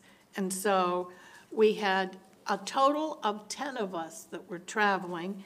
And I'm proud to say that for the first time, we had folks with us representing the beaches, the Gulf beaches, and the St. Petersburg Chamber, and the president and CEO of the Tampa Bay Leadership Partnership Group. And so the federal administrator that we met with was pretty overwhelmed with the fact that we had this regional voice speaking with a regional message, which we have all worked very hard to craft and make sure that we were on point. And we were excited to talk about the long-held partnerships that we have had around our local region and throughout the state, especially as it relates to our Central Avenue BRT project, which was very well received by everyone that we spoke with. And they clearly recognize that we have a need and that we're all working really, really hard to fulfill it. So right now, we have our local funding that we have secured. We have state funding for the Central Avenue BRT. We have a lot of private folks that are interested in participating and helping. And we are now anxiously awaiting the decision by the Federal Transit Authority on our ask from the federal government. The folks that came with us from PSTA were Brad and Cassandra and Ashley, and our board members, myself, Commissioner Rice, Lisa Wheeler-Bowman, and as I said, a group of partners from our business community, which I've already spoken to, included Rick Homan, Robin Solly from the Tampa Bay Beaches, Matt Lettler, and Bob Wacola from the St. Pete Chamber of Commerce. And I'll let Commissioner Rice give us her thoughts on the meeting and the things that she learned. Thank you, Madam Chair. We really made the most out of this trip. We had very productive meetings with Representatives Charlie Crist, Gus Bilirakis, Dennis Ross, Kathy Castor, Daniel Webster, and Congressman Mario Diaz-Balart from South Florida, who is the chair of the House Transportation Appropriations Committee, which is a key committee for us. We also we met with a transportation staff person from Senator Rubio's office, and then had a really lengthy, nice, thorough sit-down meeting face-to-face with Senator Bill Nelson himself. We also had some very productive meetings with our, in addition to the meeting with the U.S. Department of Transportation interim administrator that Commissioner Long just mentioned. We also met with lead transportation committee staff on both the House and the Senate side. And as you all know, that these relationships and these sit-downs with the staff members are also extremely valuable. That's where we get a lot of information and insight about the process. And for me, those conversations were a real highlight.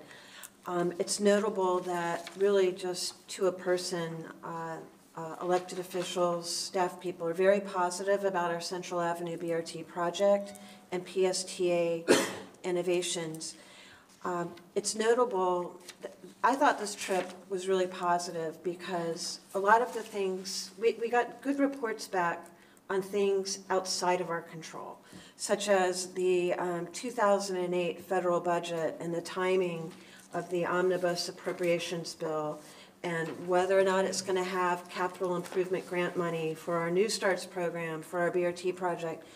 Everything that we heard was good news that we can expect for the CIG funds to support our project. We also got great news about the things that we are in control over. We got really high marks for our medium-high rating for our BRT project. And it was notable that with our federal officials, they know PSTA. They know who we are. We have a reputation We're broadly recognized as an innovator because of our partnerships with the TNCs. In fact, when they get calls from other agencies in DC, I mean, the U.S. Department of Transportation refers those people to us. That is just such an incredible accolade. It really shines brightly on our CEO, Brad Miller, and his staff.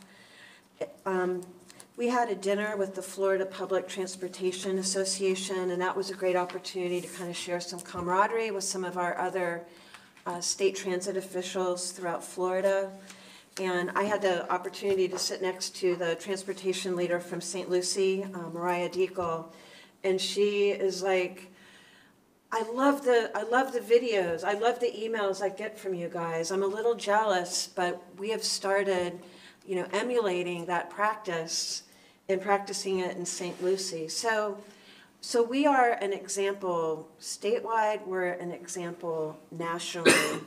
And so when we kind of ride in on that wave to talk about our medium-high rated Central Avenue BRT project, it was a very, very strong response. Thank you so much, Commissioner Rice. Commissioner Lisa Wheeler-Brown. Thank you, Madam Chair. I echo my colleagues' comments. It was a very great trip, but what I learned, this is my first trip, and in the legislative committee, I learned that we have a lot of work to do locally, and we need to start thinking outside the box. We are going to have to do more as far as coming up with transportation money, you know, for transportation. We cannot wholly or solely depend on the administration with all the cuts they are proposing. And I had a great conversation with Commissioner Long, and she educated me on some things, and I'm just grateful for that. But I did enjoy the trip. I look forward to going back, and I look forward to us as a county, as city representative, to do more for our city. Thank you.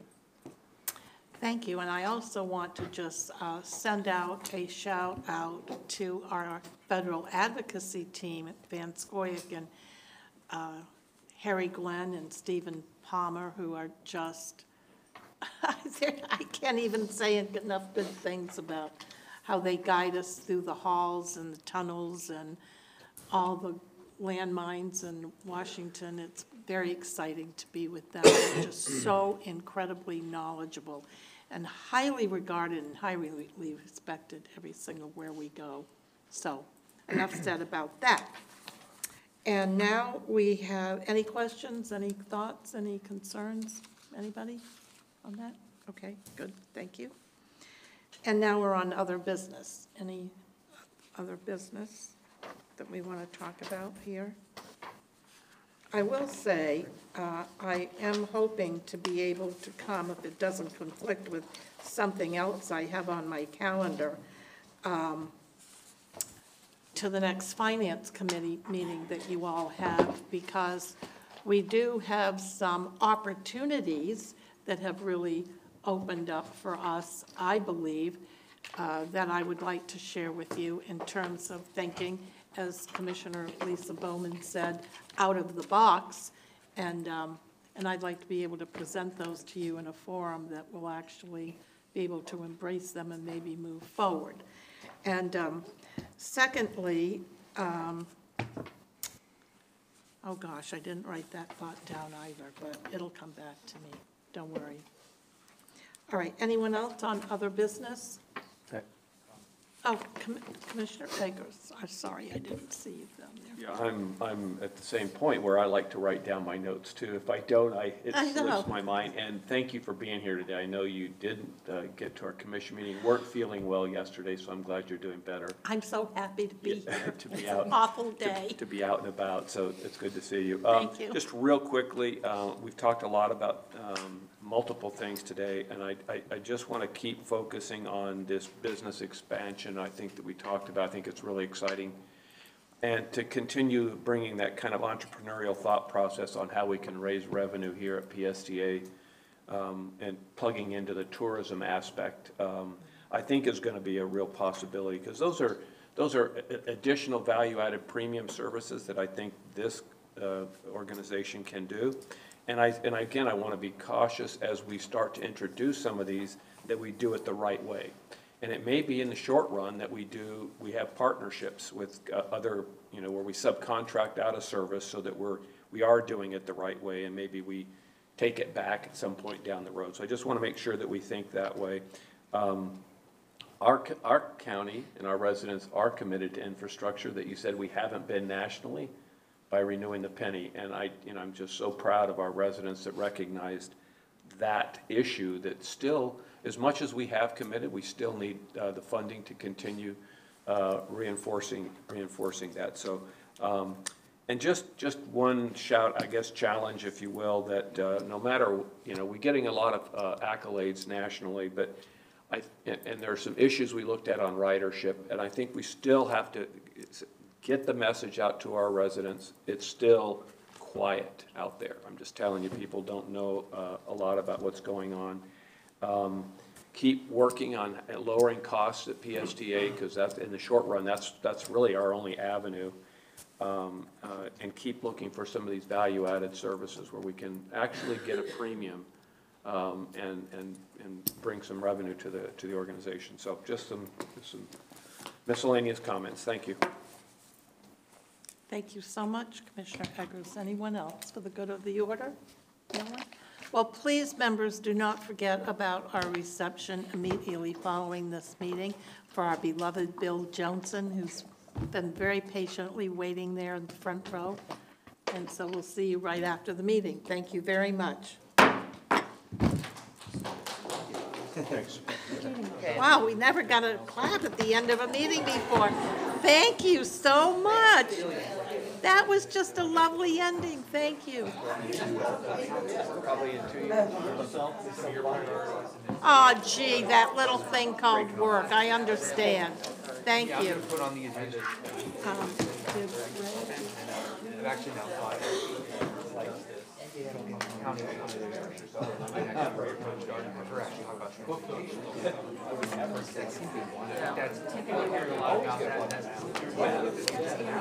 maybe I should go to no transportation. Yeah. Maybe someone write it up, you said. Yeah. All right, I appreciate it. All right, and I already like talked about the time. Excellent. You would know, I'll help you fill in the details on your calendars. Never let it go. Bring that up. Well, you know what? No matter what you do, you can't embarrass yourself. Federal. No, I hate it. I like it. Right, like prohibited or. So I put up a few of these things, like we need to, I said, we need to talk about the issue, it's not in terms of the Second Amendment right issue, let's talk about it in terms of public health press. And she was like, that was